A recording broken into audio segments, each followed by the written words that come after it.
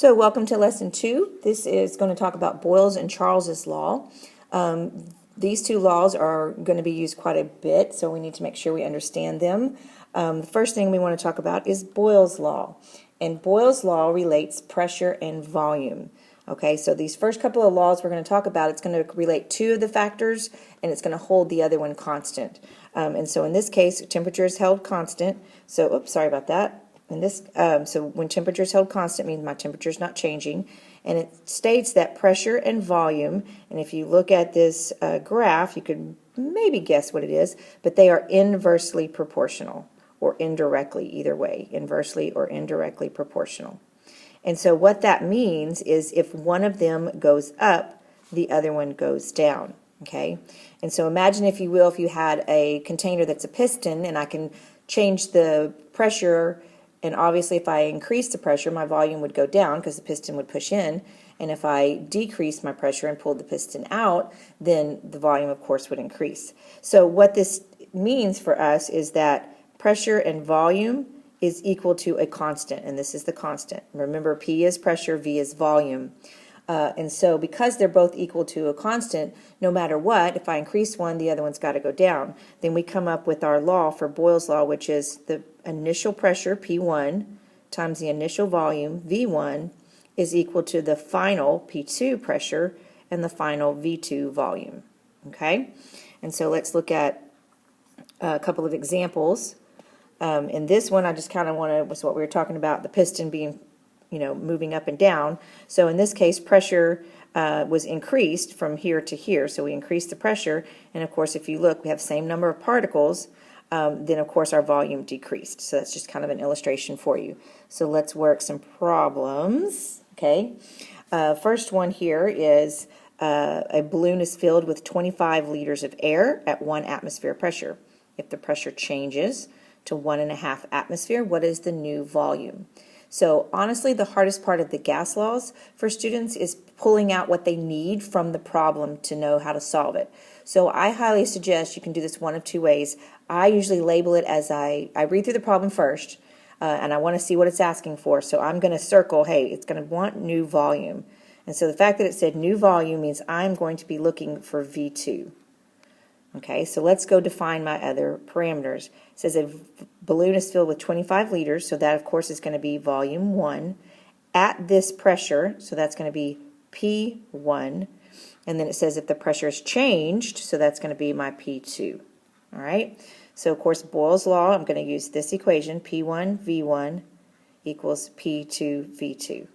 Okay, now here's where I'm going to encourage you to do something that a lot of you will not want to do, and a lot of you will ignore me, but I've been doing this for a long time, and I can tell you, if you will rearrange the equation and isolate what you are solving for, your answers will be more accurate and you'll be less likely to get it incorrect. Okay, so this is some basic algebra of how we rearrange an equation. So we're going to be solving for V2. So I want to isolate V2. That means I want this P2 right here to go to the other side. So I'm going to change colors here so we can kind of see what I'm going to do. So what I'm going to do is I'm going to divide both sides by P2. And then on this side, my P2s cancel out so that my equation with V2 isolated is V2 equals P1 V1 over P2. And if you will do that before you start plugging numbers in, it makes it quite a bit easier. So because now I can just go and I can plug in the numbers where I have those parameters. So P1 is what I need first, P1, and we go find that, and it was 1 atmosphere. And then I need volume 1, so that's right here, 25 liters. And then I'm going to divide by P2, and I go find P2 over here, and it's 1.5 atmosphere. And of course my atmospheres cancel out, and I'm left with the volume.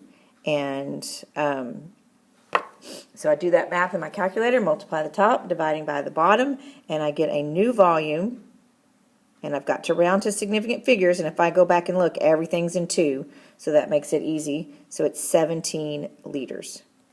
And there's a way we can double check ourselves. A lot of times I like to tell you to do it before the problem even is calculated, so you can say, hey, I probably am on the right track.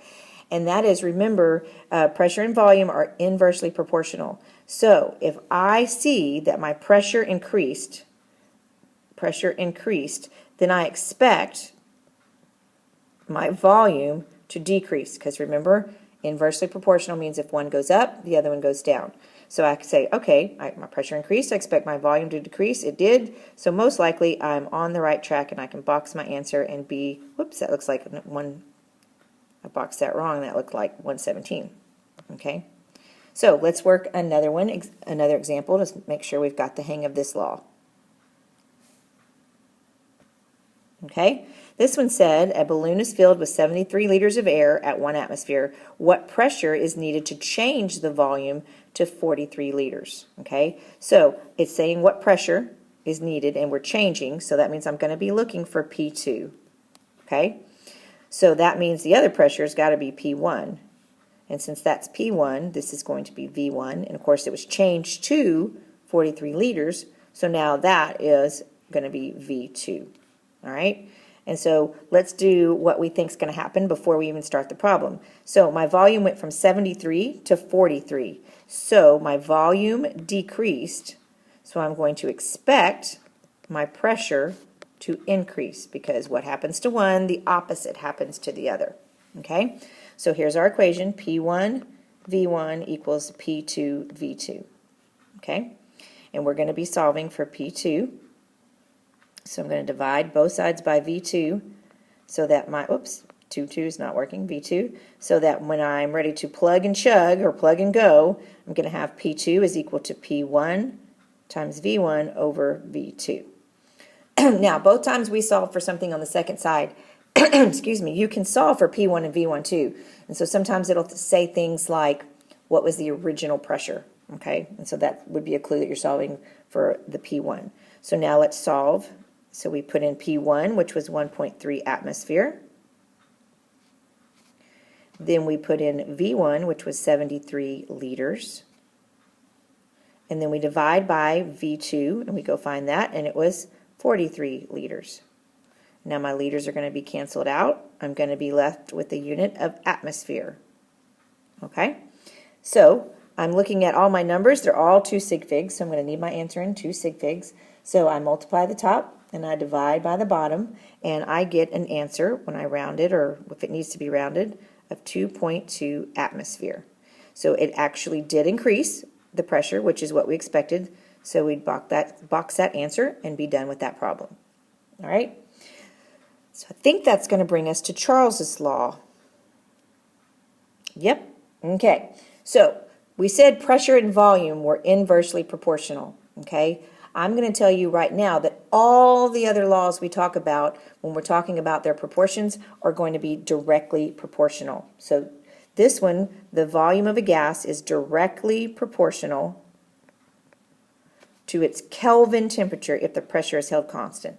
Kelvin temperature, this is all temps, can't stress this enough, must be in Kelvin for the gas laws. Okay, they have to be in Kelvin. And so because it's a direct relationship, it's going to look like this. Volume divided by pressure is going to be equal to that constant. Okay, and so this law looks like this. V1 over T1 is equal to V2 over T2. Okay, now I encourage you to go ahead and learn it like this. And all I've done is I've gone ahead and done the cross multiplying for you to make it easier, because sometimes when that variable is on the bottom, it gets kids confused and they put them in the wrong order. So if I go ahead and cross multiply here and here, then it's going to look like this. V1 times T2 is equal to V2 times T1. And so this is the one I encourage you to actually memorize or use this, because it makes your life a little bit easier. Okay? So let's look at an illustration of Charles's law. Here I have, remember my pressure's not changing, so this piston that they're showing here is, why do I keep doing that? I'm sorry. So this piston they're showing here doesn't have any pressure on it. It's able to move in as it needs to, and I start heating this up, and so as my temperature increases, remember we said earlier that the kinetic energy of the particles are directly proportional to the temperature. So as I heat the temperature up, the particles are moving faster and they're bumping into the sides of the wall faster, so it's able to relieve the building up of the pressure by opening up this piston, which increases our volume. So let's work two examples of Charles's law. All right, so it says, what is the temperature of a gas that is expanded, okay, from 2.5 liters at 25 degrees Celsius? So this is going to be V1 and T1, and it's expanded to 4.1 liters. So this is going to be V2. So we are going to be looking, what is the temperature of we want T2. Now, here's what I want you to do. When you are working these problems and you see a temperature in there, I want you to immediately transfer it to Kelvin. That way you don't accidentally forget and put in the Celsius temperature. So I would just do this. I usually just jot it down right above the problem. So I'd say 25 plus 273 is equal to 298 K. So that's the temperature we're going to be using, okay? So Charles's law was, we're going to do the way I showed you, V1 T2 is equal to V2 T1. A little bit of hint about temperature is it will never be multiplied by the same number here. So you would never be multiplying V1 times T1 or V2 times T2 because of the way, because they're directly proportional. They would never be on the same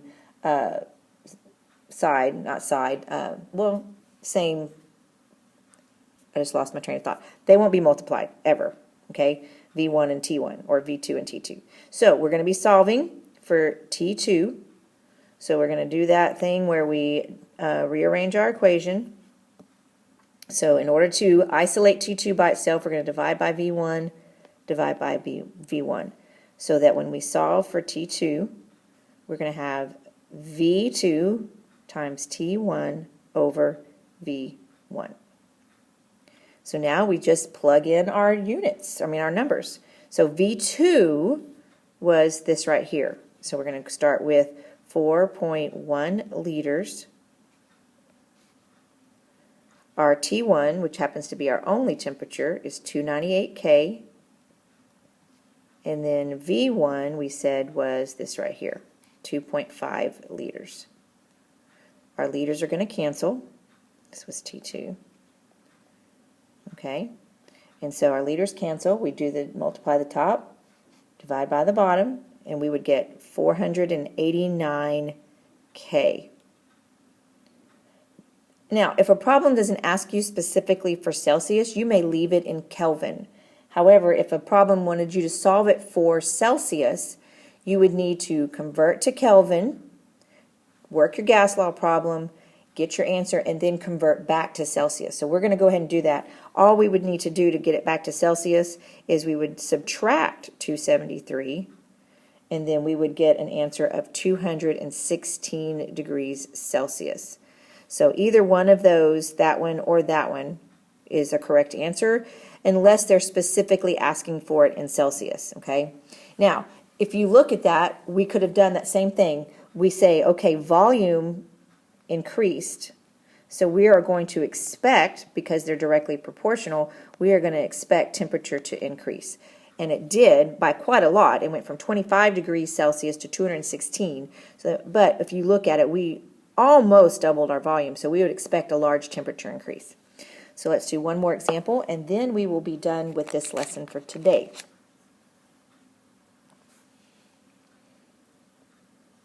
All right, last example. What is the final volume? So we know we're going to be looking for V2 of a gas that starts, that's going to be V1, at 290 K, that's going to be T1, and is heated to 369 K, so that's going to be T2.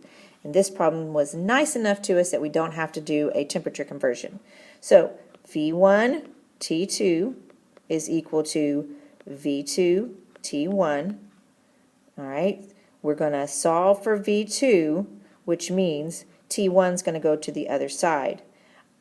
So we're going to have V2 is equal to V1 T2 over T1. Okay?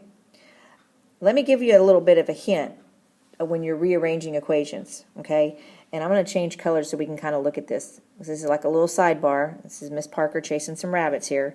Whenever you are rearranging an equation, whatever it is on this side of the equation, it's going to be in the opposite position on the other side of the equation. In other words, right here, I'm solving for, well, go ahead. Let's say I was solving for V1 right here, and I wanted T2 to go to the other side. Well, it's on the top here, so on the other side, it would be on the bottom, okay? So that's just something to keep in mind. It's a little handy hint that might even help you in algebra. If you're rearranging equation, I'll say it again, if you're rearranging equation, and you want a parameter to go to the other side, wherever it is on the side it's on, it will be in the opposite position on the other side, okay? So if it's on the top on one side, when you move it to the other side, it'll be on the bottom. If it's on the bottom on one side, when you move it to the other side, it'll be on the top. It's just a little tip for you. Okay, so now let's get back to this. Sorry about that. We are going to plug our answers in, our parameters, excuse me. So V1 is what I need first. V1 is 8.3 liters. And then I need T2 on the top. And I have 369 K. And then I need T1 on the bottom, which was 290 K. So our Kelvin are going to cancel out, and I get that my new volume with two significant figures is 11 liters. So I want to check, let's see what happened in this problem. The temperature increased, so we expect that the volume would increase, and it does. So we are done. This little trick right here is a very good thing to do when you're doing this, especially with the temperatures, because people tend to put the wrong ones, okay? And if you'll do that tiny little check of saying, okay, my temperature's increasing, I need my volume to increase. Because if I had reversed my temperatures and they weren't in the right position, then my temperature would actually, my volume would actually have gone down instead of up, and so that would be my clue to I didn't do it right, okay? So always do that little check, especially when you're involved with temperatures, since they don't go where you expect them to go. Okay, that is the end of this lesson, and you have a worksheet and you have left side activities that you need to do.